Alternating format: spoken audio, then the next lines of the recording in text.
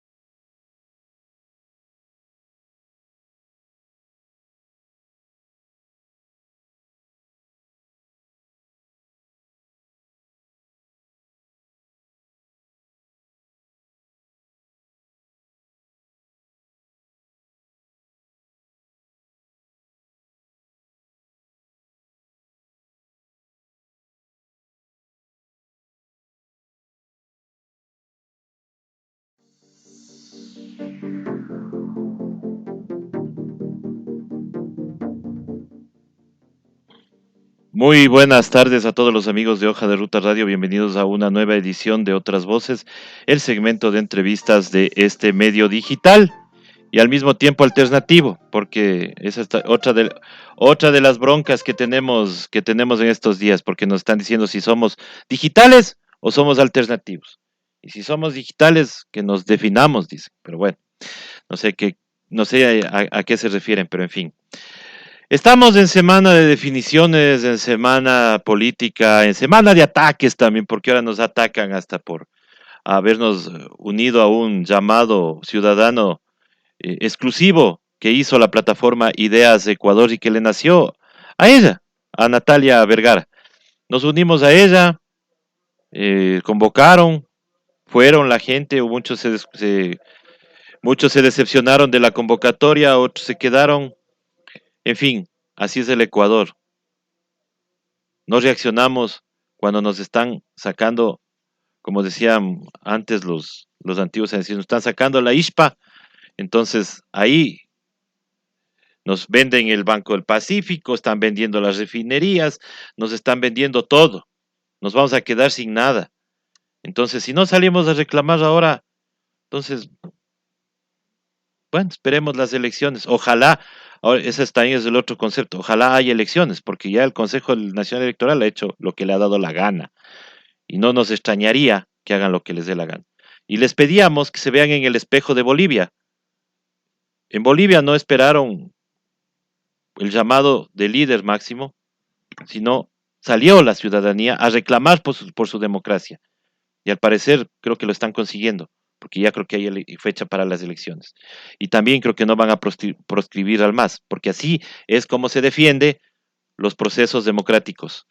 Damos la más cordial bienvenida a David Villamar, con quien vamos a conversar sobre este lanzamiento ya del binomio de UNES y también cuál ha sido la repercusión que ha tenido este anuncio, porque, o sea, extra micrófonos hablábamos de que hay resistencia y asimismo hay los que, digo, los que disciernen, los que saben, dicen que es el mejor candidato. Yo digo lo mismo, para mí es el mejor candidato que tiene la Revolución Ciudadana, sin desmerecer a nadie, pero Andrés Arauz es quien conoce mucho más la situación del país, tanto así que ha tenido en su portal, Observatorio de la Dolarización, ha sido referente para todos nosotros como comunicadores de todo lo que está pasando, inclusive de la famosa apuesta tipo casino del señor Richard Martínez, que nos hizo perder tanto dinero. David, muy buenas tardes, bienvenido nuevamente a Hoja de Ruta. Gracias, César Armando. Un gusto estar aquí a los tiempos, ¿ah? Sí, a los tiempos. Se me ha hecho el difícil últimamente usted. Ha estado complicado, son semanas complejas por los por los temas electorales. Justamente he estado preparando varios estudios, varios análisis y eso me ha quitado muchísimo tiempo. Pero bueno, aquí estamos, siempre, tarde o temprano, seguimos al pie del cañón, ¿no? Así es, mi estimado David, y siempre las puertas abiertas, como sabes. Bueno, ¿cómo le ves tú el lanzamiento del binomio de UNES? A ver, creo que ha generado muchísima emoción de parte de el electorado afín a la Revolución Ciudadana, porque es algo completamente inesperado. O sea, Andrés no es una figura nueva en la revolución, ha ocupado cargos importantes desde el inicio de su carrera. Debe ser seguramente el director general del Banco Central más joven de la historia del Banco Central y seguramente se transforme a sí mismo en el presidente más joven de la historia del Ecuador. Entonces, trayectoria no le ha faltado, experiencia no le ha faltado, más bien Andrés ha estado fogueando por distintos espacios dentro del Estado, aprendiendo justamente cómo funciona cada, cada uno de los mecanismos para ejecutar la política pública. En el Banco Central, por ejemplo, yo tuve el privilegio de trabajar cerca de él. Él era Ujú. director general del área bancaria y yo era director general del área de estudios. Ambos éramos eh, bastante jóvenes en esa época. Y yo tuve, como te digo, el placer, el enorme privilegio de ver trabajar a un cerebro como Andrés Arauz. Era muy difícil seguirle al paso. Es un hombre que dispara ideas constantemente. Eso no es de ahora, es de siempre. Entonces, él, eh, como escribía yo en un hilo, él estuvo atrás, por ejemplo, del desarrollo de todo lo que era el sistema de pagos electrónicos, ¿no es cierto? La billetera móvil, el dinero electrónico. Fue uno de los cerebros detrás junto con Pedro Páez, ¿no? Detrás de la entonces famosa inversión de la reserva. ¿Te acuerdas Ujú. que al inicio del gobierno del presidente Correa se hablaba mucho de por qué nuestra reserva estaba financiando al primer mundo, en lugar de estar aquí financiando al desarrollo? Entonces, eh, claro, eso generó muchísimo la idea de que, chuta, de que Correa iba a mandar un avión para traer el oro e invertirlo aquí, que era una versión un poco, si quieres, romántica de cómo funciona el sistema financiero, porque nunca hubo tal. Es decir, lo que había era que crear mecanismos financieros electrónicos para poder invertir esa reserva aquí, lo que se podría considerar una ampliación de balance del Banco Central.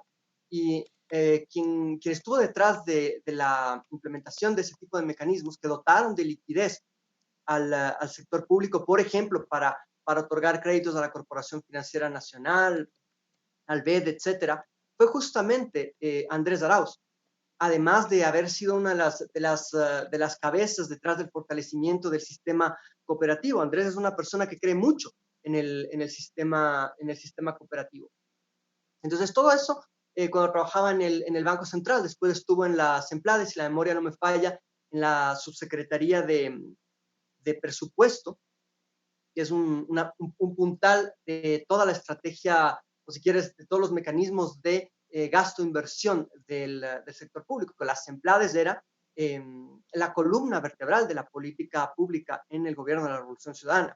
Y después incluso estuvo en el gabinete del presidente Correa como ministro coordinador de talento humano. Entonces, Andrés conoce al dedillo todos los mecanismos de generación de política pública y además ha estado estudiando constantemente cómo optimizar esos mecanismos y qué alternativas de política proponer. Es muy interesante si es que tú ves la trayectoria de Andrés Arauz más allá del gobierno de la Revolución Ciudadana en estos 4 años, casi 4 años, del gobierno de Lenín Moreno, a través, como bien mencionabas, del Observatorio de la Dolarización y de su blog personal que lleva el mismo nombre.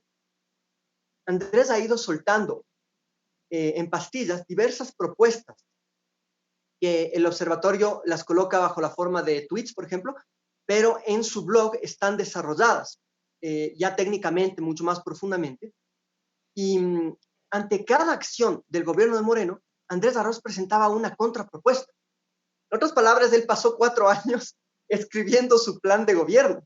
Si tú te metes a la página del Observatorio de la Dolarización, vas a encontrar una infinidad de material que te permite entender el momento político del Ecuador, el conjunto de errores que se han venido cometiendo y las razones detrás de esos errores, ¿cierto? Y ante toda esa construcción de una visión de lo que está mal en el país, Andrés ha ido preparando una contrapropuesta. Entonces, lo que tú vas a ver en las entrevistas, en general en la participación actual en campaña, ya en campaña, ¿no es cierto?, de Andrés Arauz, va a ser simplemente el desarrollo de las ideas que él dejó planteadas a lo largo de estos 4 años desde el Observatorio de la Dolarización y desde los diferentes espacios académicos que él ha ido estableciendo, ¿no? Es un candidato fenomenal, en ese sentido. Exactamente es lo que habíamos visto. Bueno, pero ¿cómo ves tú ese tema reacio que tienen ahorita? Porque ahorita empiezan a buscarle de todo. Ahorita le han buscado, es más, vi hasta que un periodista deportivo ponía que él ha sido quien ha firmado el endeudamiento con China, entonces que como él firmó el endeudamiento con China, entonces ahí está la prueba de que no sirve como candidato. Otros dicen que chuta, que ha estado dentro de un procesos judiciales y cuando revisamos el SACE, la mayoría de procesos, bueno, casi todos los procesos judiciales son acciones de protección. O sea, ¿qué le está pidiendo? Vemos que en la Contraloría no hay nada en contra de él. O sea, por ahí el señor Villavicencio saca, dice que él es el ideólogo del giro del negocio que permitió los sobreprecios, dice él. Entonces, chuta, ahí tendríamos que acusar a los que hicieron las leyes, a la constituyente, por haber hecho la constitución, pues. O sea, algo más o menos así. Pero vos ves que hay un nerviosismo tenaz en contra de él. Y lo peor de todo es que también hay dentro del movimiento, también hay cierta oposición, pequeñita, pero no nada despreciable. ¿Cómo hacer para convencerles a todos ellos de que Andrés Arauz no es el jovencito, como le dicen, que no tiene experiencia, sino es una persona preparada y que se ha preparado justamente para estos retos? A ver, hablemos un poquito de la oposición a la interna. Yo no sé si hablaría de oposición tanto como sorpresa, porque la verdad es que justamente por razones estratégicas, el nombre de Andrés se mantuvo en reserva para evitar que justamente que hayan ataques como los que vimos, por ejemplo, para otros posibles candidatos, ¿no es cierto? Ya empezaban a volver a sacar los ataques bajos, absolutamente falsos contra Marcela Guiñaga. No recuerdo otros nombres que estaban circulando, empezaron a atacar a Pavel. En fin, es esa bajeza de tratar de apuntar a quién tienen que bajarse y empiezan a infamar, ¿cierto? Digamos que el hecho de que el nombre de Andrés se haya mantenido tan en reserva para justamente evitar esos ataques, hizo que cuando surja el nombre resulta inesperado para muchas personas. Yo supongo que los círculos de influencia de determinados eh, potenciales candidatos se sintieron perjudicados, porque claro, el ruido político que suele generarse en torno a un candidato genera expectativas. Entonces, cuando tú ya tienes a alguien que se siente ungido y de repente le dicen no eres, claro, él puede tomarlo deportivamente, pero el círculo de ese candidato, sea la gente que lo apoya, sus asesores, como te digo, su grupo de influencia, puede no tomarlo muy bien y en un inicio como generar cierto rechazo. Eso es algo que yo vi, por ejemplo, en las redes sociales, que la gente decía, no, este candidato, esta candidata es mejor, porque le ponen a Arauz que no tiene, que es desconocido, que no tiene experiencia, etcétera, etcétera, o que ha estado lejos de la confrontación, política. Es normal que surjan esos inconformismos cuando tú crees que la persona más cercana a ti puede llegar a ser candidata. Pero aquí hay justamente que dejar de lado las agendas grupales y pensar en función de país. Yo creo que eso es lo que se hizo cuando se cuando se escogió el nombre de Andrés Arauz, porque, y es justamente la diferencia, cuando se escoge el nombre de Lenín Moreno eh, hace 4 años, valga mencionar, yo hubiese, eh, ah, yo hubiese sugerido el nombre de Andrés Arauz hace Ujú. 4 años, pero hace 4 años no estoy seguro si Andrés cumplía el requisito de No, porque es edad. 35 años, claro. Exacto, 35 años, ¿no es cierto? Entonces no habría podido cumplir este requisito. Y era otro momento, era un momento en el que teníamos todos los engranajes de los mecanismos de manejo de la cosa pública, de la Revolución Ciudadana, andando. Era un país que estaba institucionalizado, era un Estado funcional donde no necesitabas un genio que venga a resolver problemas, necesitabas solamente una persona que venga a mantener las cosas, ¿entiendes? Y esa persona se creyó, no me incluyo en el se creyó, pero gente en el partido consideró que podía hacerlo Lenín Moreno. Yo siempre tuve reparos con esa persona, Claro, pero, y pero también hubo la oposición, acuérdate que hubo la oposición de que había la gente de Glass que quería que Glass sea el candidato. Entonces también claro, hubo de esta hecho, disputa, ¿no? mira, de hecho, Glass Que era es- un mucho mejor candidato. Glass era justamente la parte técnica, diciendo, ok, si es que Moreno duda o no tiene las herramientas teóricas porque no estudió economía, porque no estudió administración pública, de todas formas está Jorge que tiene muchísima experiencia y que fue el artífice de la transformación de ¿cómo se dice?, de la matriz energética, ¿no es cierto? Y que maneja los sectores estratégicos mejor que nadie en el país. Entonces, se creyó que esa dupla era suficiente para mantener el proceso andando. Desgraciadamente, no se dieron cuenta de lo que a todas luces era evidente, que Lenín Moreno era un absoluto incapaz, que no tenía lealtades, no tenía convicciones, y en el momento en que llegaba al poder, obviamente se iba a doblegar ante el enemigo más poderoso. Un títere busca al titiritero más fuerte por seguridad. Entonces, el titiritero más fuerte serán siempre la embajada y la banca. Entonces, eso es algo que no se previó dentro del partido. Me parece que fue un error de análisis de algunas cabezas, sobre todo de las que presionaron por el nombre de Moreno, ¿verdad? Y ese creo que es un error que se ha subsanado absolutamente y muestra muchísima, muchísima madurez por parte de la dirigencia del partido, que esta vez no buscó a alguien que caiga simpático a muchos y que tenga las de ganar en términos de las encuestas, ¿no es cierto?, de intención de voto, sino que buscaron a alguien que sea idóneo para el momento político que atraviesa el Ecuador. ¿Cuál es ese momento político? La peor crisis económica y sanitaria de la historia. Entonces, ¿quién puede hacerle frente a una crisis como la que estamos enfrentando, con una caída del PIB de alrededor de 10%, con la mayor sobretasa de defunciones a nivel planetario? Entonces demuestran que por COVID tenemos 5.000, 7.000 muertos, pero en realidad la cantidad de muertos no explicados en momentos de la pandemia asciende a 30.000.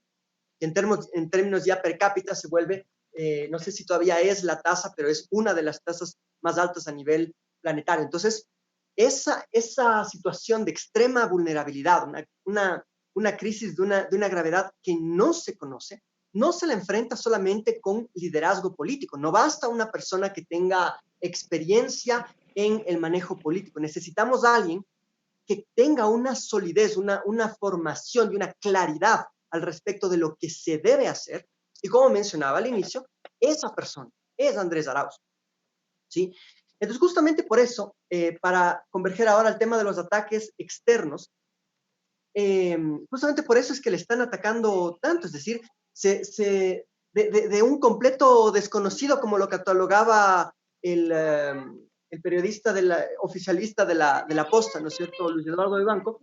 Andrés Arauz pasa a ser que por poco un criminal, que atropellado, que toma alcohol, que ha diseñado mecanismos de corrupción, ¿no es cierto?, que Oye, tiene sí, o una sea, vida con, personal con sólida. esa, con esa, con esa, yo tuve que contestarle a un periodista, le puse, porque me pareció ridículo, ¿no? Que saque que, Absolutamente. porque ha firmado en sus funciones, ha tenido que firmar un documento que nos endeuda con China. Entonces yo le puse, ¿sabe qué? Le digo, sí, también dejó debiendo una cuesta de puro en el, donde Mama Empera, en el, debajo del puente de San Blas, cuando libábamos alegremente. O sea, sí, pues, o sea, ya llegamos a ese punto en el que las verdaderas críticas deberían ser otras, ¿no? Deberían ser, a ver, ¿está preparado, no está preparado? ¿Tiene los argumentos para, como para poder ser presidente? Esa debería ser la pelea y esa debería ser la lucha. Entonces, Exacto, no, pero, pero tienen razón en temerle, ¿ah? Tienen razón en temerle, o sea, ah, no van a poder enfrentar la solidez académica y analítica de Andrés Arauz en una entrevista o en un debate, entonces tienen que tratar de acabar con su imagen. Sí, o sea, yo solamente le digo al país, esperen a ver el momento de los debates y juzguen por la capacidad analítica de sus candidatos, porque ustedes van a ver candidatos con la lección aprendida, ¿cierto? Gente como Guillermo Lasso, el mismo Otto Sonnenholzner, que saldrán con sus muletillas de la generación de empleo, de la honestidad, o sea, ¿cómo se puede decir esto? Discursos vacíos.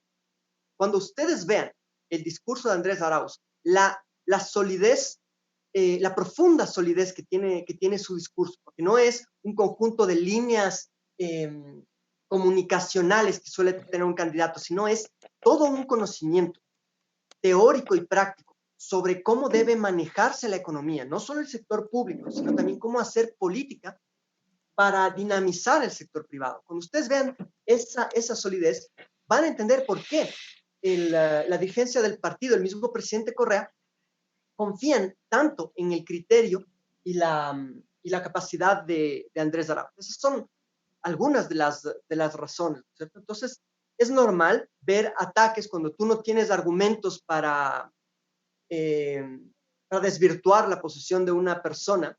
¿Qué es lo que haces? Tratas de irte a lo personal, ¿no es cierto? Tratas de atacar, tratas de demonizar, y eso es lo que se está haciendo ahora con Andrés. Yo creo que justamente una medida de qué tan buen candidato es él es qué tanto le atacan con este tipo nuevamente, muletillas que han utilizado desde hace prácticamente 20 años, ¿no? Que son las mismas con las que atacaban a Rafael Correa en el 2006, ¿cierto? Que va a acabar con la dolarización, que es un comunista, que nos va a convertir en Venezuela, que si tienes dos casas le va a dar una a los más pobres. Ahora dirán que Andrés Arauz va a dar, te va a quitar tu casa y le va a dar a los ya venezolanos. dijeron, Eh, ya dijo Luis Fernando Torres, ya dijo que va a dolarizar y que va a desdolarizar y que sí, Imagínate, ahora están diciendo que el fundador del Observatorio de la Dolarización, que ha estado va a durante 4 años desdolarizar.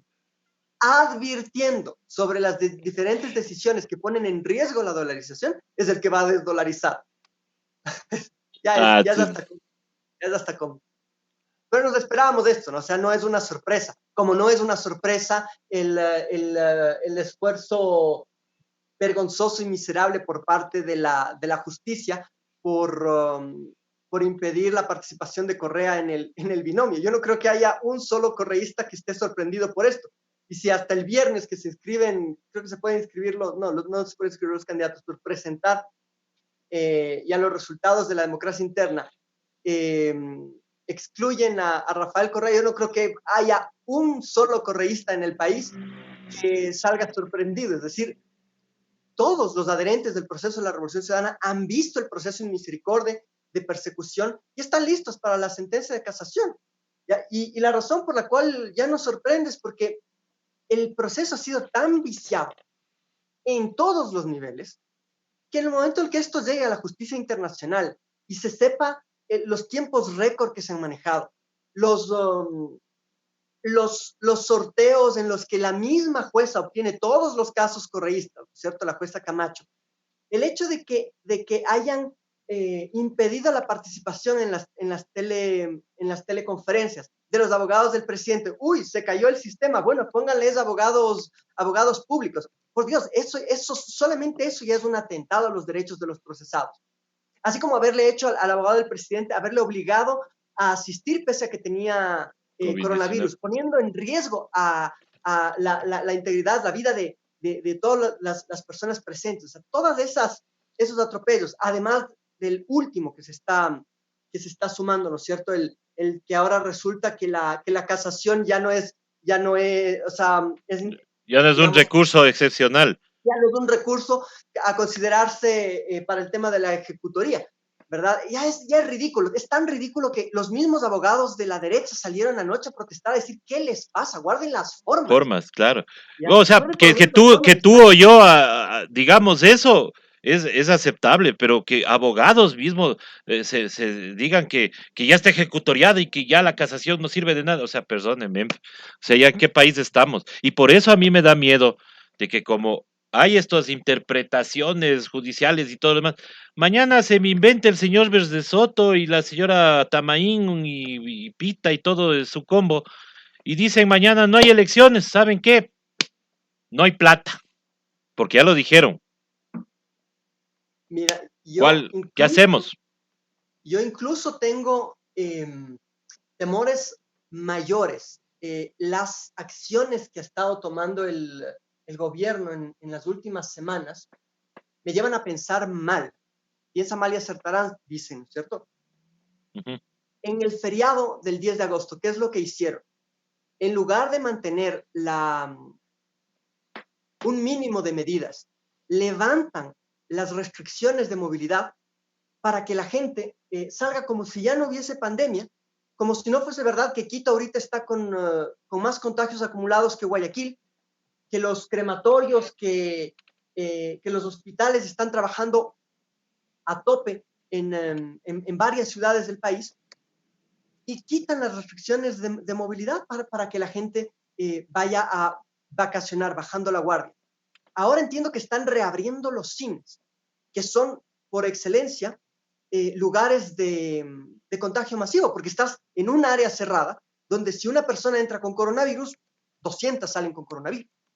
Entonces, eso a mí me lleva a pensar que puede haber una estrategia psicópata,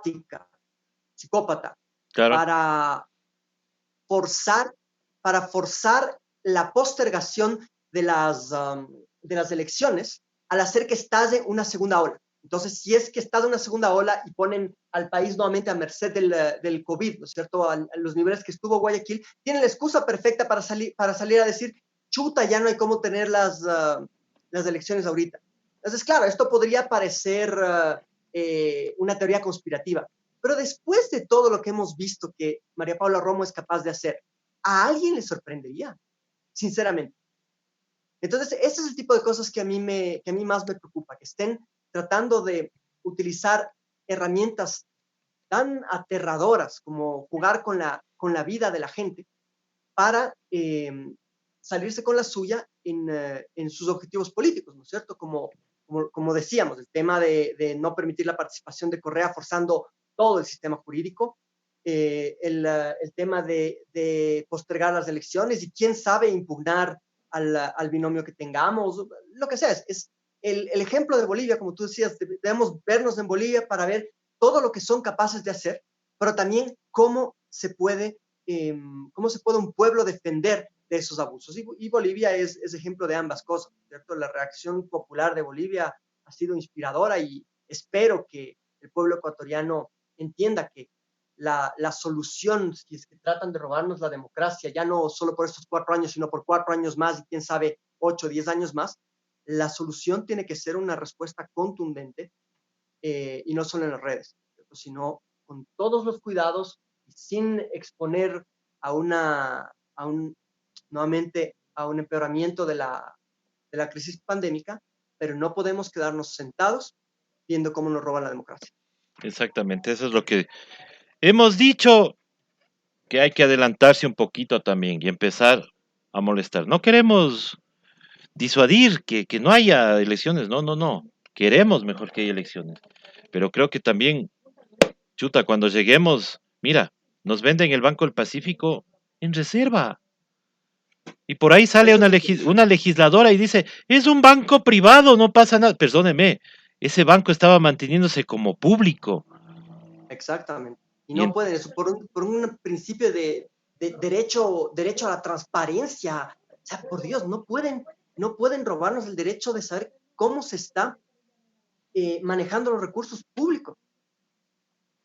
Es terrible. exactamente. Si hacen eso con el banco, sientan un precedente terrible. Espero que alguien presente algún tipo de recurso ante la Corte Constitucional, porque no se puede dejar pasar un atropello como ese. Imagínate, pueden estar vendiendo el banco a $3 y te vas a enterar de aquí a 15 años si es que les da la gana de quitar la reserva. Claro. O sea, un gobierno con cero legitimidad está feriándose el Estado los últimos meses de su malhadado mandato. Es terrible, la gente tiene que reaccionar. No podemos permitir ese tipo de atropellos porque hay una lista de atropellos que están pendientes. Este del Banco del Pacífico es uno. La venta de las refinerías, la venta de las hidroeléctricas son otros. Están queriendo pasar una reforma constitucional, una enmienda constitucional para convertir al Congreso en bicameral. ¿Ya? No porque sea lo mejor para el país, no porque hayan hecho un profundo análisis de cómo debería funcionar el sistema parlamentario ecuatoriano, no, sino porque asambleístas que ya no tienen posibilidad de reelegirse como legisladores quieren tener otro espacio parlamentario que sería llamémosle un Senado, para poder elegirse como senadores, porque la prohibición con la cual impiden la participación de Correa para presidente, ¿no es cierto? La famosa prohibición de no puedes candidatizarte más de 2 veces a una misma dignidad. Entonces se inventan otra dignidad parlamentaria para poder candidatizarse. Bueno, ya no voy a ser asambleísta, ahora voy a ser senador. Eso es una burla al pueblo ecuatoriano y a la misma consulta que ellos propusieron y que la presentaron como la panacea de la democracia. Han pisoteado absolutamente todo lo que dijeron defender hace 4 años, hace 3 años en la Constitución.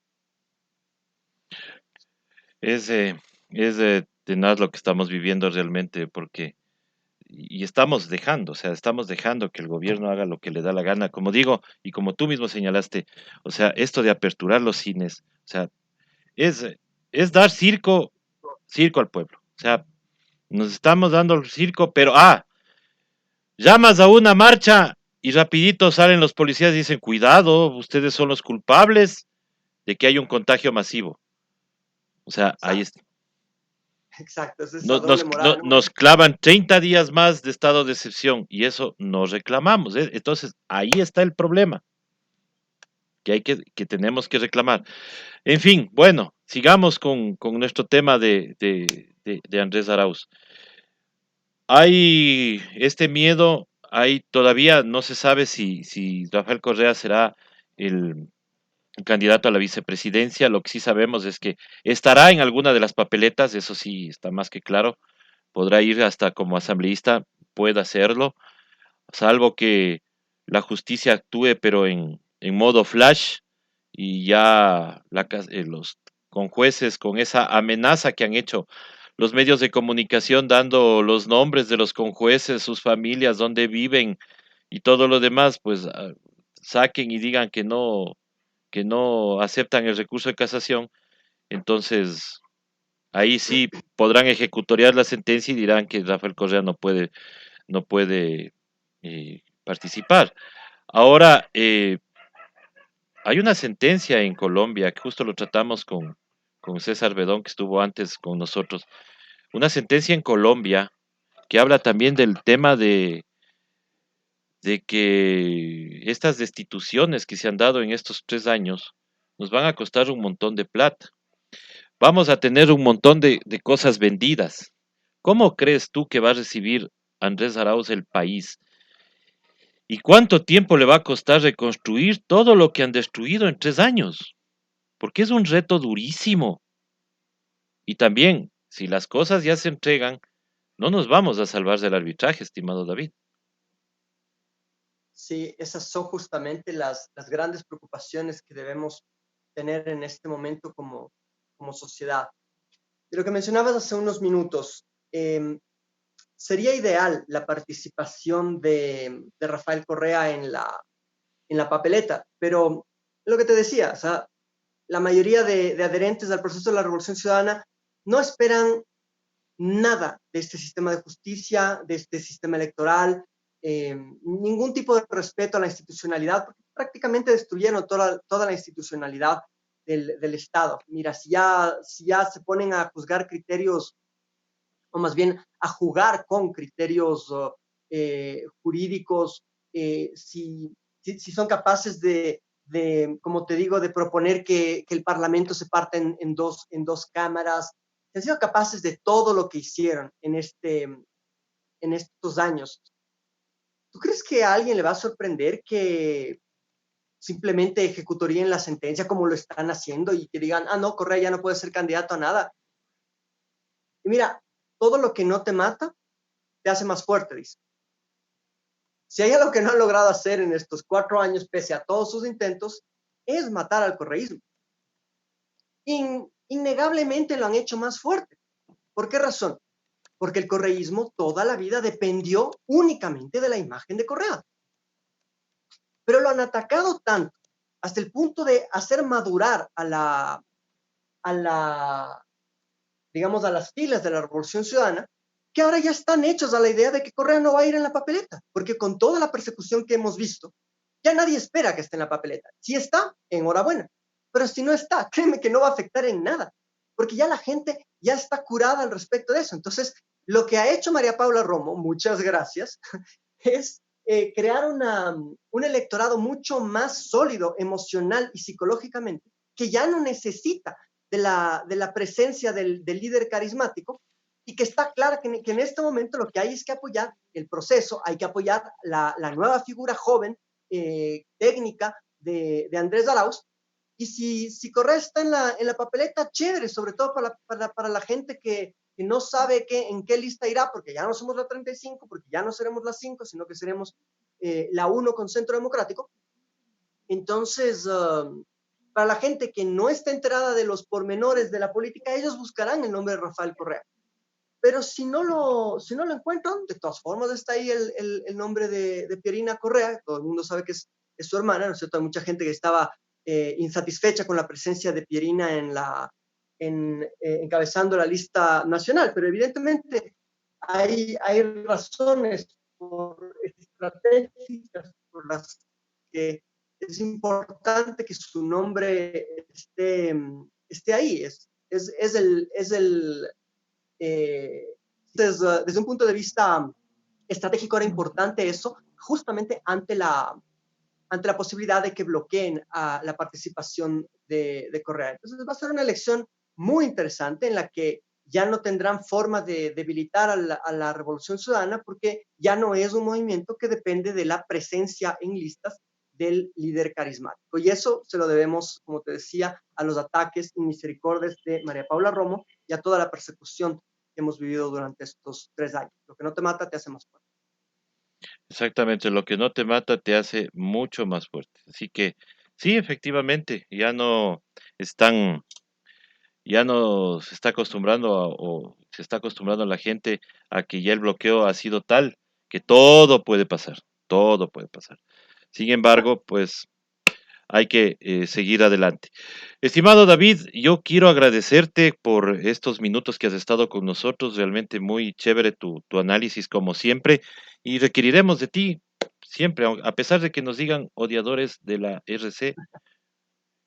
Justo ayer comentaba, te cuento David, a nosotros por acá nos dicen que somos odiadores de la RC y que somos financiados por la CIA. Y del portal Código Vidrio nos llaman para decir si la Revolución Ciudadana nos está pagando. Mira, Dicotomías, dicotomías. la verdad me ha sorprendido mucho esto que me comentas. Yo siempre he tenido la mayor apertura de parte de Hoja de Ruta Radio. Creo que con ustedes es con más entrevistas he tenido el último año. Eh, Espero que ya pronto empiecen a bajarse los ánimos y baje la polarización todavía resultado de los ataques mediáticos por parte de la gran prensa, que lo que hizo es construir este discurso de los buenos contra los malos, demonizar al correísmo, etcétera, etcétera. Y que de todas formas también ha afectado un poco dentro de la forma de hacer política en general de la gente. Si no estás conmigo, estás en mi contra. Esto también es algo que resaltar, por ejemplo, de la forma de hacer política de Andrés Arauz. Yo veo que él está evitando la confrontación a toda costa. Es muy interesante ver cuando le preguntan sobre su relación con los medios, sobre qué piensa qué sé yo, de las conflagraciones que hubo en la época de Correa, y él no esquiva nada, pero responde con un aplomo sin llamar a mantener rencillas ni nada. Él tiene una forma de hacer política que pienso yo va a permitir romper con esas, como tú llamabas, dicotomías, con estas viejas polarizaciones. Y claro, para cerrar con lo que me preguntabas antes, ¿cómo recibe Andrés Arauz el país? Él recibe un país, como decíamos, en la peor crisis sanitaria y económica de la historia. Es un gran reto para un gran economista. Y lo que Andrés va a necesitar es mucha legitimidad política. Si es que queremos realmente salir de esta arremetida neoliberal, tenemos que entender que hay que fortalecer el binomio desde las distintas fuerzas que vengan. Ya ha habido manifestaciones por parte de gente que es opuesta a Correa, como Pablo Dávalos, fracciones del movimiento indígena que han estado tradicionalmente desde la dirigencia alejados de la Revolución Ciudadana y que han manifestado su voluntad de acercarse al binomio de Andrés Arauz. Eso es un muy buen Y síntoma. eso Espero es, que se eso es lo más repita. saludable. Pero si Exacto, de una cierras las puertas y dices, es que solo nos pasó insultando, o sea, chuta, perdón, pues, o sea, pero aquí hay que zanjar diferencias, pues. Esa es la idea.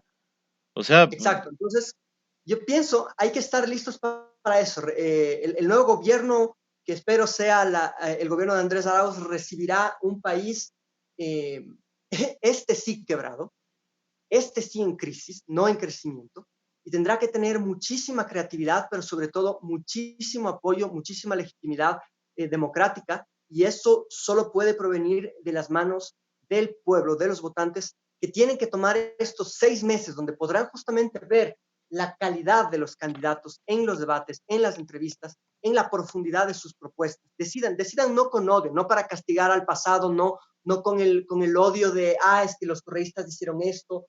Olvídense de lo que creen, de lo que fue el gobierno del presidente Correa, y juzguen en base a la solidez de las propuestas, a la solidez técnica y, y a lo que en el fondo defienda cada candidato, porque habrán candidatos que lo que defiendan sea eh, a la banca, y habrán candidatos como Andrés Arauz, hasta aquí para mí el único candidato, que tiene claro lo que hay que hacer para devolverle el poder al pueblo, para devolverle la democracia al país. Entonces, me quedaría con eso. Le deseo mucha suerte a Andrés Arauz. Estamos muy, muy emocionados con su binomio y esperamos que de esa emoción se contagie todo el país. esperemos que así sea, por el bien de todos, del país, y que les vaya bien en las elecciones, como digo. Yo, a ver, otra de las cosas que tengo que poner en claro. Yo ni estoy apoyando ni al candidato uno ni al candidato 2. Acá nosotros lo que hacemos es comunicación. Nosotros tenemos nuestro corazoncito. Y si nos preguntan por qué vamos a votar, mi voto es secreto, es mi derecho. Ya, pero de todas maneras sí, yo tengo mi ideología, pero yo no puedo cerrar las puertas a nadie. Ojalá alguna vez entiendan eso, que la comunicación es abrir puertas. La comunicación es que todo el mundo se entere, que saquen sus mejores conclusiones. Si a ustedes no les gustan los análisis semanales, por ejemplo, que hace el doctor Tandazo, no los vean. O si los ven, saquen lo mejor y critíquenle lo que deberían criticar. Así como las entrevistas también. O sea, por favor, vamos a cumplir un año en septiembre. Nos falta un mes para cumplir un año de hoja de ruta y nos hemos mantenido en la misma línea. Y otra aclaración, el señor Manuel Pérez no es el dueño de la radio, por si acaso. Así que a las personas que nos critican o le critican, Manuel Pérez no es el dueño. Somos muchos los dueños de la radio. Somos un colectivo bastante grande. Sin plata, pero bastante grande. Bueno, mi estimado David, muchísimas gracias. Te envío un abrazo, como siempre, gracias. Y estaremos conectándonos mientras sigue pasando esto en el país y ojalá vengan días mejores con todos para todos, y para ti, para todos. Nada más, Gracias, mi un abrazo. estimado David, un abrazo, como siempre, y te esperamos, ojalá próximamente en la vena abierta, nuevamente, que ahí sabes que es más distendido el tema, y ojalá ya sea en la radio, para ahora sí hacerle a la vena abierta, pues, y que seas Dale, real. será como siempre un gusto, ¿no? Un abrazo a todos. Un abrazo a la audiencia. Un abrazo, mi hermano, que pases muy bien. Hasta pronto. Gracias a todas las personas que se han conectado, muchísimas gracias, y estamos ya llegando al segmento médico a las 2 de la tarde.